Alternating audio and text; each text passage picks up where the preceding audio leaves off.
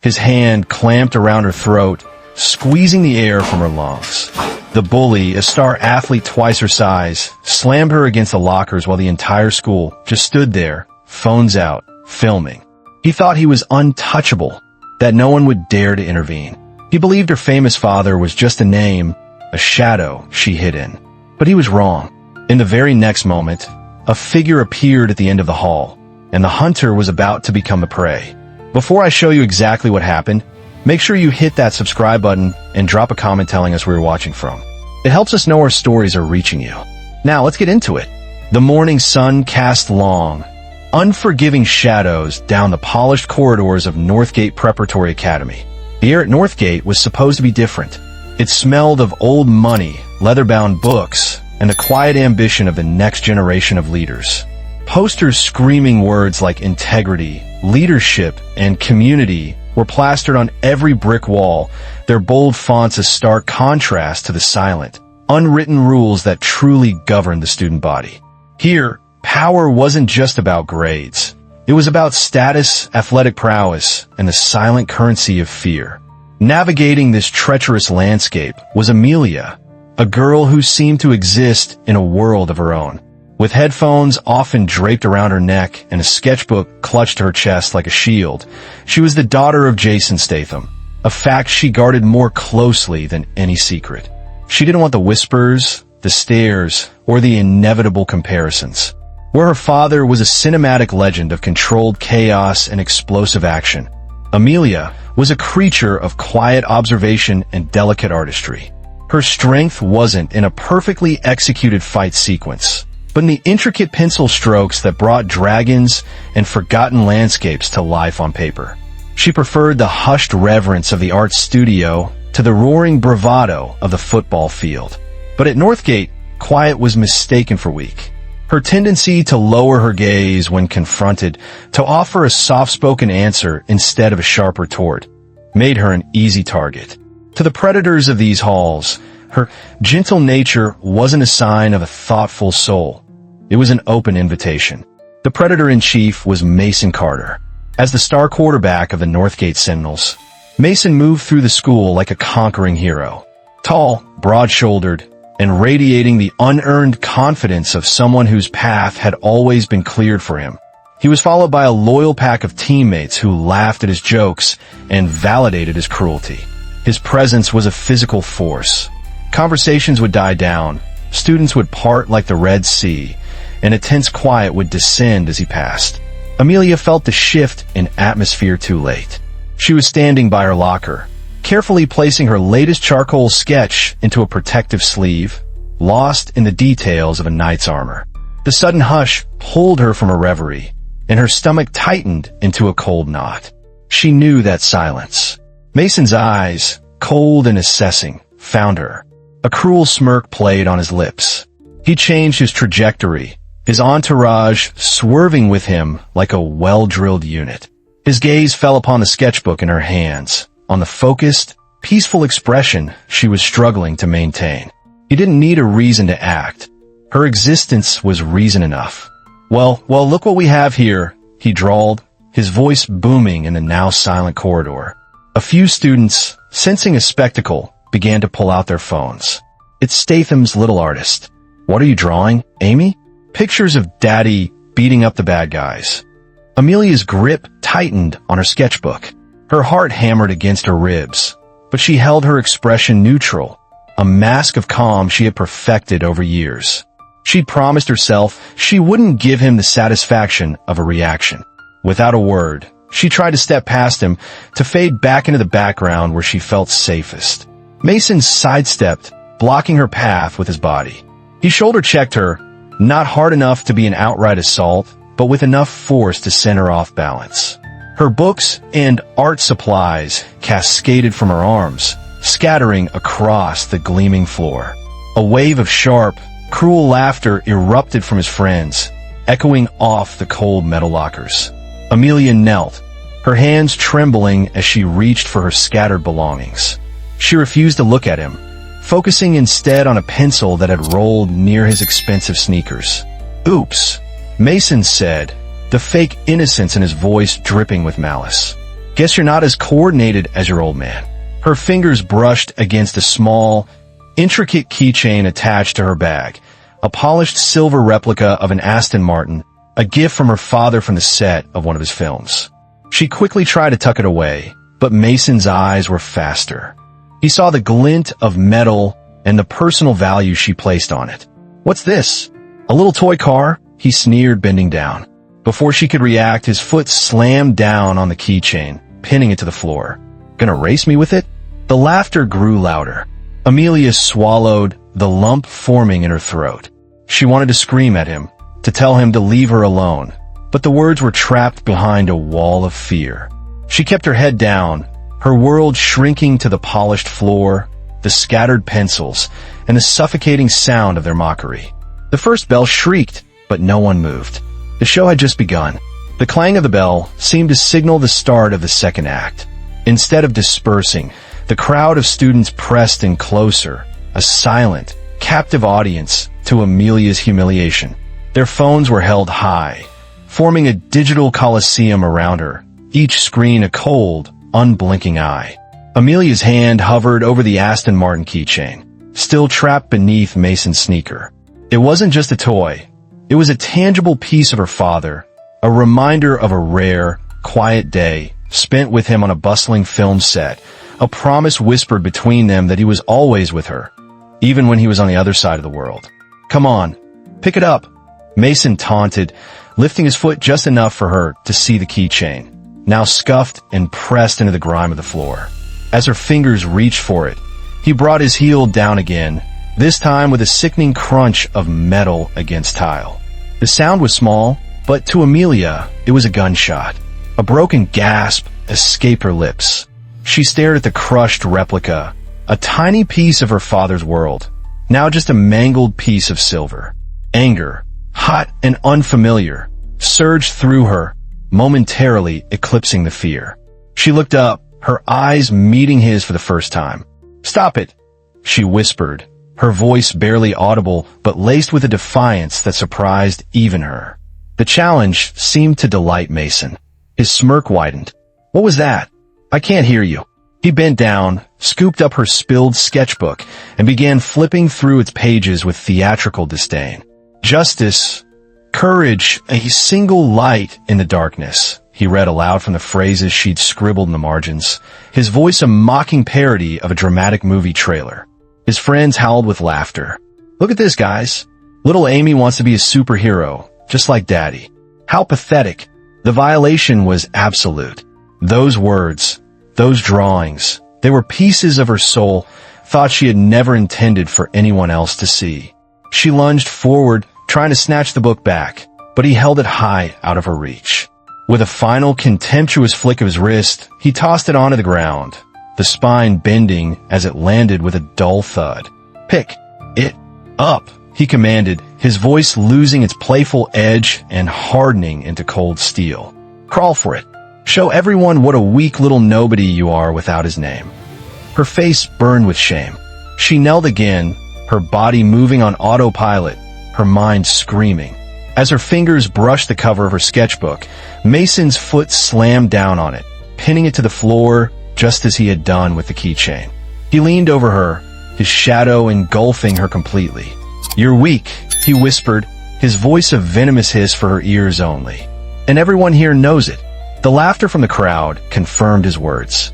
It felt like a physical blow. She tugged at the book, but his weight was an anchor, holding her down, holding her in this nightmare. Something inside her snapped. The fear didn't vanish, but it was joined by a primal scream for survival. "Get off of it," she cried, her voice cracking but clear. The sudden resistance enraged him. He released the book only to grab her by the collar of her jacket. With a single, violent tug, he hauled her to her feet and shoved her hard against the metal lockers. The impact knocked the wind out of her, a sharp pain radiating through her back. He pressed in, his forearm pinning her, his face inches from hers. His breath was hot and sour. "What's it like?" he hissed, his eyes boring into hers. "To know you'll never be anything like him? To know you're just a pathetic little footnote in his story?" The words were a dagger to her heart. She turned her head away, tears finally breaking free and streaming down her cheeks. He grabbed her chin, his fingers digging into her skin, forcing her to face him. "Look at me when I'm talking to you." Her vision blurred. Her chest heaved. The fear was a tidal wave, pulling her under. And then, his hand moved from her chin to her throat. The pressure was sudden, shocking. Her eyes widened in terror as his grip tightened, cutting off her air. Her hands flew to his wrist, clawing, scratching, but it was like pulling at a steel bar. The world began to narrow, the sounds of the hallway fading into a dull roar. The laughter stopped. The murmurs died. A new, heavier silence fell over the crowd as they realized this was no longer a game. Someone whispered, "Dude, that's too far," but the words dissolved into the tense air. No one moved. Amelia's vision started to speckle with black dots. Her lungs burned. She opened her mouth to scream, but only a choked, gurgling sound came out. Mason's face was a mask of triumphant rage, proving to everyone that he was the one in control, that not even Jason Statham's daughter was beyond his reach. Her knees buckled. Her body went limp against the lockers. As the darkness closed in, one final, desperate thought pierced through the panic. Dad. The darkness was closing in, a suffocating blanket pulling Amelia under. The corridor had become a tunnel, the faces of her classmates blurring into indistinct smudges of morbid curiosity. The only reality was the crushing pressure on her throat and the frantic, useless hammering of her own heart.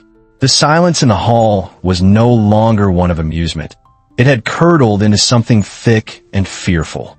Even the most brazen of Mason's friends looked uneasy, their phone cameras trembling slightly. This had crossed the line, and they all knew it. Then the atmosphere shifted. It wasn't a loud noise that broke the spell. It was the opposite. It was a change in the quality of the silence, a new weight pressing into the space. A few students near the end of the hall turned their heads, their expressions shifting from tense excitement to stunned confusion. One by one, phones were lowered. The crowd began to stir, not with intervention, but with an instinctual sense of self-preservation, parting slowly as if making way for something inevitable. A sound, faint at first, began to cut through the haze in Amelia's mind.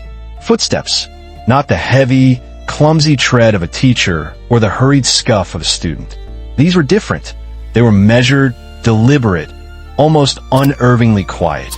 Each step landed with a focused, disciplined precision that spoke of years of training. There was no wasted energy, no aggressive stomp. Only a calm, relentless advance that was more menacing than any shout could ever be. Through the black spots clouding her vision, Amelia saw a figure at the far end of the corridor. The man was moving steadily, not rushing, his posture a study in controlled power. His gaze was fixed, not on the crowd, but straight ahead, locked onto the epicenter of the conflict like a predator sighting its prey. Mason, still pinning Amelia to the lockers, felt the change too. He glanced up, his grip on her throat faltering for a fraction of a second. Annoyance flickered across his face, irritated by the interruption to his display of dominance. His friends had gone completely still, their nervous energy replaced by a rigid, fearful attention. The silence was now absolute, broken only by those unnervingly calm footsteps. It wasn't the silence of complicity anymore. It was the silence of awe, the silence of imminent reckoning. The footsteps stopped a few feet from the circle of students. Amelia forced her eyes to focus, tears blurring her vision, and she saw him. It was her father, Jason Statham. He was there for a routine parent-teacher conference, dressed in a simple dark jacket and jeans, looking nothing like the action hero on the movie posters. But the presence he commanded was more potent than any cinematic effect. The sight of his daughter, pale and gasping, trapped in the grip of a boy puffed up with playground arrogance, ignited a cold fire in his eyes that seemed to drop the temperature of the entire hallway. He didn't shout. He didn't run. He simply stood there for a beat, his gaze sweeping over the scene once, taking in every detail. His daughter's terrified eyes, Mason's hand on her throat, the sea of phones that had recorded it all. Then, his eyes locked onto Mason's, and they did not waver. It was a look of pure, unadulterated focus, sharp, analytical, and utterly devoid of emotion. It was the calm before a hurricane. "Let her go." The words were spoken in a low, controlled tone, almost a whisper. Yet they cut through the silence with the force of a physical blow. Every student heard them. Every student felt them. There was no anger in his voice, only the flat, unshakable certainty of a command that would be obeyed. Mason blinked, startled. For the first time, a flicker of uncertainty crossed his face. He looked down at the wilting girl in his grasp, then back at the man whose stillness was more terrifying than any threat. Recognition dawned, followed by a sneer, but the expression was brittle, forced. "Who the hell are—" he started, but the words died in his throat. His hand, as if acting on its own, loosened its grip on Amelia's neck. His bravado was a fortress built on sand, and the tide had just come in. Statham took a single, deliberate step forward. The sound of his shoe on the polished floor echoed like a gavel. Mason flinched, stumbling back a step, instinctively pulling away from the sheer intensity of that gaze. The boy who had seemed so large and powerful moments ago now looked like a child playing dress-up in his father's armor. "I said," Statham repeated, his voice even colder, even quieter than before, "let her go." This time, the command was not a suggestion. It was a verdict. Mason's hand flew from Amelia's throat as if he'd been burned. She collapsed forward, slumping to her knees and dragging in ragged, desperate gulps of air. The oxygen was a fire in her lungs, but it was the most beautiful pain she had ever felt. Relief, so powerful it was dizzying, washed over her. Through it all, she couldn't take her eyes off her father. He hadn't come as a movie star. He had come as a protector, and the storm had finally arrived. The hallway was a frozen tableau of shock and fear. Amelia, still on her knees, coughed, each breath a painful, shuddering victory. She clutched the crushed keychain in her palm, its broken edges digging into her skin, but the pain grounded her. Her gaze remained fixed on her father's back, a solid, unmovable wall between her and the world that had almost consumed her. Statham hadn't rushed to her side. His focus was singular, absolute. It was locked on Mason. The quarterback, stripped of his power, scrambled for a foothold. His arrogance, his only real weapon, was shattered. He tried to muster a sneer, but it came out as a nervous twitch. "Hey man, we were just messing around," he stammered, his voice cracking. "It was just a joke. She's fine." Statham's eyes narrowed. "A joke?" His voice remained low, a quiet rumble that vibrated with contained force. He took another step forward, closing the distance. Mason instinctively tried to backpedal, but the lockers were cold and hard against his shoulder blades. There was nowhere left to run. He looked wildly at his friends, a desperate plea in his eyes, but they stood like statues, their faces pale masks of terror, unwilling to be caught in the blast radius. In a final, pathetic act of cowardice, Mason shoved Amelia sideways, trying to use her fallen form as a momentary distraction to create space. "Get away from me," he yelled, his voice shrill with panic. Amelia cried out as she stumbled, catching herself on her hands. But her father's movements were a blur of deadly efficiency. Before Mason could take a single step, Statham closed the gap. His hand shot out, not in a punch, but with an open palm, deflecting Mason's clumsy shove. In the same fluid motion, he seized Mason's wrist. There was no struggle. There was no fight.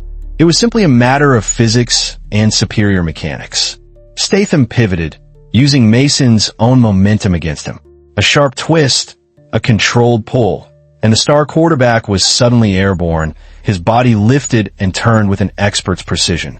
He landed on the floor with a heavy, hollow thud that echoed through the silent hall. Gasps erupted from the students. The sound of a phone clattering to the ground was unnaturally loud. Mason lay stunned, the wind knocked out of him. Statham didn't release him. He crouched, applying precise pressure to a nerve in Mason's wrist, a hold designed not to break, but to dominate completely. Mason's eyes widened in a mixture of pain and disbelief. He had been neutralized in less than 2 seconds. He was utterly, hopelessly powerless. "Let me go," he hissed through gritted teeth. "You can't do this. This isn't fair." "Fair," Statham repeated, his face inches from Mason's. His voice was a cold, hard whisper that carried more weight than any shout. "You think it's fair to put your hands on someone half your size? You think it's fair to choke her while your friends laugh and film it?" Mason's bravado finally dissolved, replaced by raw, undisguised fear. His lips trembled. Statham held the pressure for another second before releasing him. Mason slumped to the floor, cradling his wrist, shuddering. Statham rose slowly, his presence commanding the entire space. His gaze then lifted from the boy on the floor and swept across the crowd, pinning every student in place. "All of you," he said, his voice rising just enough to fill the corridor, sharp and clear. "You watched. You filmed. You did nothing." The words were an indictment, and every student felt their weight. Heads bowed, eyes darted to the floor. Silence is permission. Laughter is a weapon. Standing by makes you a part of it. You held her down just as much as he did. A wave of shame washed over the crowd. Finally, his eyes softened as they found Amelia. He extended a hand. She took it, his grip firm and warm, and he gently helped her to her feet. He didn't hug her, not yet. First, there was one last lesson to deliver. He kept her by his side, turning back to face the silent, shamed student body. "Strength," he said, his voice ringing with quiet authority, "isn't this?" He gestured to the whimpering boy on the floor. "It isn't about how hard you can hit or how many people fear you. That's not power. That's terror.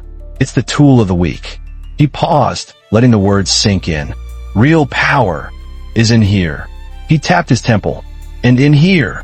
He placed a hand over his heart. "It's discipline, control. It's knowing you have the ability to cause harm, but choosing to protect instead. That's the only strength that matters." He held their gaze for a final, long moment, ensuring the lesson was etched into their minds. Then, with a quiet finality, he turned, placing a protective arm around his daughter's shoulders, and began to lead her away. The crowd parted for them, a sea of silent, humbled faces. The reign of Mason Carter was over. But more than that, the very definition of power at Northgate Preparatory Academy had been changed forever. What happened in that hallway wasn't just about a bully getting what he deserved. It was a brutal, unforgettable lesson in the true nature of power. It showed that real strength isn't loud, arrogant, or cruel. It's quiet, disciplined, and finds its ultimate expression not in breaking others, but in protecting them. That moment shattered the illusion that cruelty equals control, leaving a truth that would echo in those halls for years to come. Have you ever witnessed a situation where you knew you should step in, but didn't? What would you have done if you were one of the students filming in that hallway? Do you think that true strength is something you're born with? Or is it a discipline that has to be learned, often through pain and difficult choices? We all face moments where we can choose to be a bystander or a protector. Which one are you? If this story reminded you that one person's courage can change everything, hit that like button and subscribe for more stories about quiet heroes and unexpected justice. Share this with someone who needs to remember what real strength looks like. We read every single comment and believe your voice matters in these conversations. Remember to be respectful. More stories about bullies getting their comeback are waiting on your screen right now. Watch those next. And we'll see you tomorrow with another story that will make you question everything you thought you knew.